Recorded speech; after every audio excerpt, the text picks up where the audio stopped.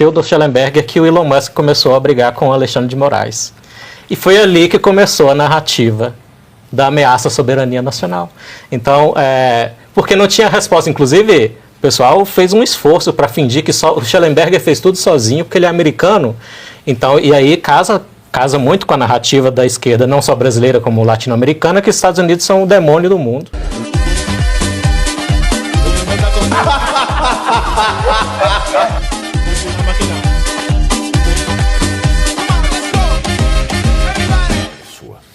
Pavinato, eu acho que a mensagem do Eduardo Bolsonaro ao ficar é o seguinte: não existe mais segurança jurídica no Brasil.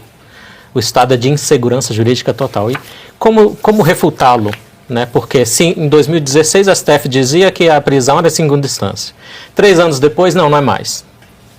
Então, e agora também com a expansão do foro privilegiado, né, o político pode estar fora do cargo para o qual ele foi eleito, que o STF ainda se julga competente para julgá-lo, né? Mesmo se ele voltou a ser. Então ele nunca volta a ser um cidadão comum mais. Isso é engraçado, porque antes de 1999 era assim.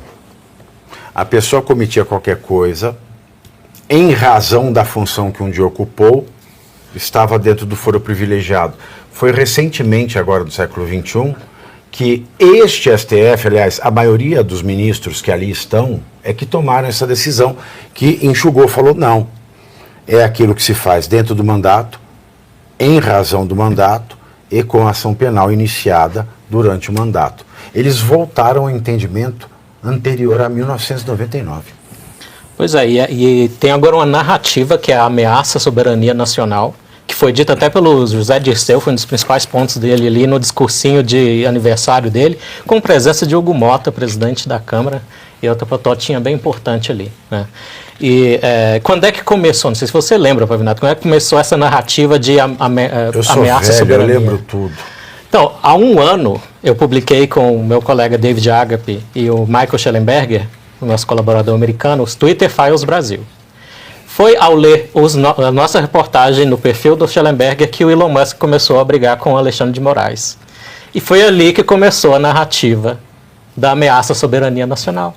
Então, porque não tinha resposta, inclusive, o pessoal fez um esforço para fingir que só o Schellenberger fez tudo sozinho, porque ele é americano. Então, e aí casa muito com a narrativa da esquerda, não só brasileira como latino-americana, que os Estados Unidos são o demônio do mundo. Então, um americano veio aqui afetar nossa soberania nacional. Quem nessa relação bilateral Estados Unidos e Brasil, quem primeiro pisou no território alheio foi o Brasil. Foi Alexandre de Moraes com ordens ilegais de censura a uma empresa estrangeira que opera no Brasil. Você já ouviu falar do inquérito policial número 1361 de 2018? Me ilumine. Alguém já ouviu falar? Não. É um inquérito policial que foi aberto por suspeita em fraude no sistema do TSE, inclusive nas urnas. Ah, sim. Autorizado pela Rosa Weber. Esse inquérito sumiu. Mas eu tenho. E qualquer dia eu vou falar dele. Professor Suano. Maravilhoso isso que você está falando. Eu estou bem curioso para ver esse inquérito agora. Pavinato, eu vou fazer uma consideração acerca do Eduardo Bolsonaro. Ele está absolutamente certo no que ele está fazendo. A questão não é apenas da insegurança jurídica, é que ele sabe a importância política que ele tem, a importância política que existe associada ao sobrenome Bolsonaro. Deixa eu falar só uma coisa. Por não. Eu quero falar 2 coisas aqui. Primeiro porque são tão cornos que não são usando... Quem usa pseudônimo para mim, sabe o que é? Quem usa pseudônimo para mim é puta! Porque não quer que seu pai descubra, sua mãe, sua avó descubra. Então, se você usa pseudônimo, com todo o respeito às prostitutas que ganham a vida desse jeito, vocês estragam a vida desse jeito. Vocês são piores que puta, se é que puta merece ser chamado de ruim. Então eu quero falar com 2 cornos. Lex Luthor é o nickname, e outro nickname é Biluguinha Man. Biluguinha deve ter um pinto desse tamanho, assim. Corno 1 e corno 2. Fujão, quem deve teme. Outra, quem deve teme. Eu quero falar o seguinte, você olharia para um judeu que fugiu da Alemanha nazista e falava, você fugiu porque você devia?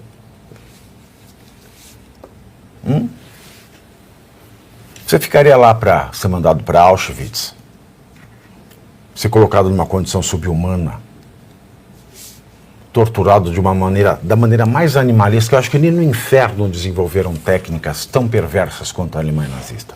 Você olharia para cada judeu que fugiu da Alemanha e dizia, está fugindo porque você deve. Calem as suas bocas, professor. Continuando, o essencial foi quando ele disse que estão esgotados os instrumentos para defender a democracia no Brasil, porque não há qualquer instrumento que seja possível. Está absolutamente certo em relação a isso. Alguns elementos são indicativos de que, se porventura ele voltasse, ele seria não apenas perseguido, teria cassado seu passaporte e seria preso, independentemente de quaisquer manifestações que possam ter vindo da PGR. Por qual razão? Porque bastaria a PGR receber um outro elemento, estando ele aqui, e diria, agora eu posso mudar meu posicionamento, porque há outros fatos que foram acoplados. Por essa razão, eu posso exigir, ou posso solicitar, ou posso sugerir, porque a exigência virá de Sua Excelência, algum ministro do STF. Por qual razão isso é tão interessante? Porque ele deve ter obtido informações de que o objetivo de caçá-lo era muito grande, exatamente pelo fato do nome Bolsonaro ser a marca que está vinculada a ele. E esse nome tem uma força muito grande. E olha que coisa interessante. Ele estando aqui na Comissão de Relações Exteriores e trazendo todos os acordos que foram fechados com a China, acordos que dizem respeito à área nuclear, que dizem respeito à área cibernética, que dizem respeito à área militar. Em síntese, os acordos que tratam do relacionamento e da abertura do espaço brasileiro para o avanço chinês, sabendo que ele ia fazer isso, simplesmente ele seria impedido de qualquer ação ou aproximação com os Estados Unidos, porque aí diriam, não, realmente é um parlamentar que está trabalhando contra a soberania nacional, se vinculando a um outro país. Ele correria o risco de ter elementos para ser não apenas perseguido, mas para ser aprisionado. Aí sim, ele está absolutamente certo. A sua renúncia, no primeiro momento, são 120 dias. Depois ele diz, eu não volto mais para o Brasil porque eu quero trabalhar aqui. Ele tem uma vantagem gigantesca estando lá com esse selo, essa marca que é o nome Bolsonaro. Qual é? Ele simplesmente tem acesso direto às autoridades e às instâncias e instituições norte-americanas. Coisa que, se nós fôssemos fazer por denúncia do que está acontecendo no Brasil, teria que passar por todo aquele processo, vai para o secretário que chega não sei quem, que fala com não sei quem, fala para o assessor, fala para o chefe de gabinete, até chegar no presidente ou para chegar na autoridade que diz respeito. Ele fala diretamente, por duas razões. Porque ele foi um parlamentar, ou é um parlamentar, porque ele é o filho do Bolsonaro e porque ele é um candidatíssimo a qualquer cargo executivo no futuro. Em síntese, ele tem acesso direto para fazer ponte com aqueles que estão trabalhando aqui no Brasil. Em síntese, ele não está fugindo e não está sendo covarde. Ele está simplesmente dando continuidade a um planejamento estratégico. Por qual razão? Porque estão esgotados os instrumentos para trabalhar aqui no Brasil, enfrentando o establishment, enfrentando o deep state, enfrentando esse conjunto de pessoas que tomaram conta do Estado brasileiro e fazem o que querem. Quando você citou o caso da Alemanha, se enquadra muito bem, porque nós sabemos que cedo ou tarde chegarão até nós.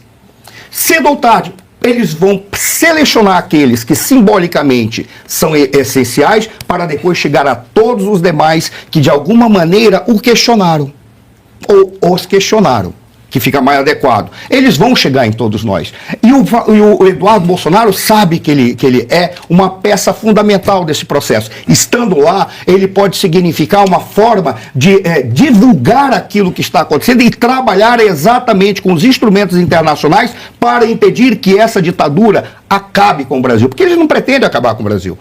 O Brasil é uma fazenda gigantesca. O que eles querem é que nós sejamos exatamente o gado que lhes sustenta, para que eles possam usar o dinheiro auferido desse gado para fazerem o que querem. Como nunca antes na história do Brasil, tão poucos exploraram tanto um número tão elevado elevado de indivíduos que são tão inocentes para qualquer situação que possa dar no Brasil.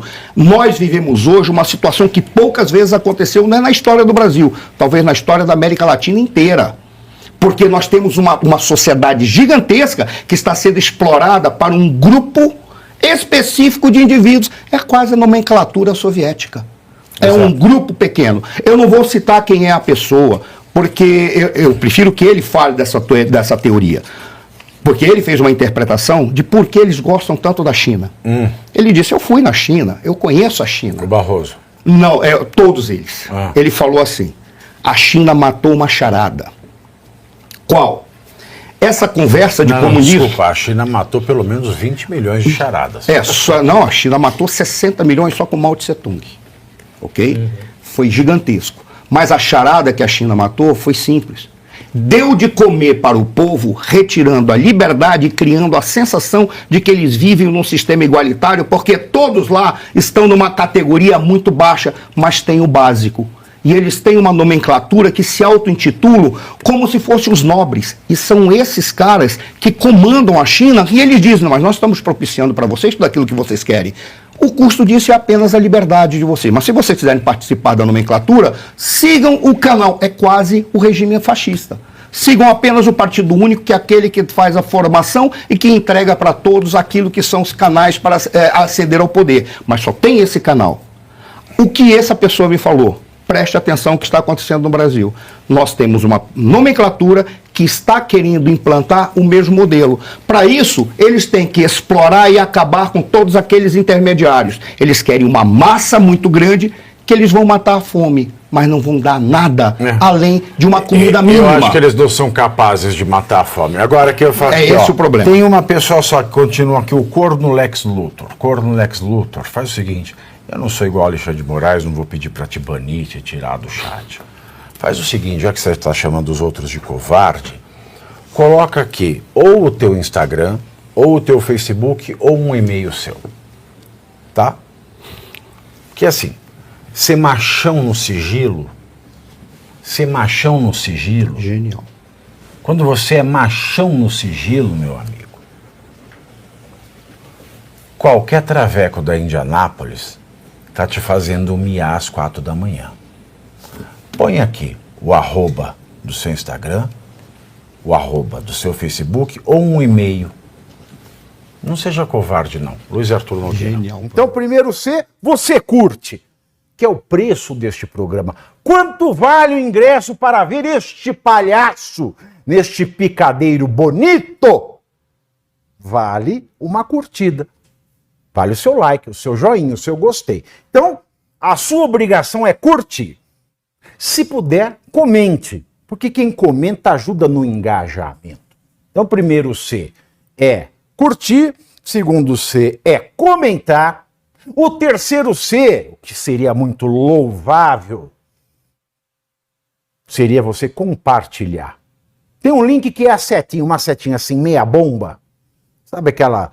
A setinha da pipa do vovô que se esforça, você vai lá, copia o link, cola no seu Orkut, no seu Facebook, no WhatsApp, no Telegram, manda sinal de fumaça, pombo correio, não é pombo correio do banheiro, é o pombo correio que leva as mensagens, você passa para todo mundo que você gosta, para quem você não gosta, você também passa. Então, ó, curtiu, comentou, compartilhou, e se puder, se quiser, se o seu bolso comportar e se seu coração assim permitir, contribua com este programa que vai substituir o Jornal Nacional. Olha que pretensão maravilhosa, hein?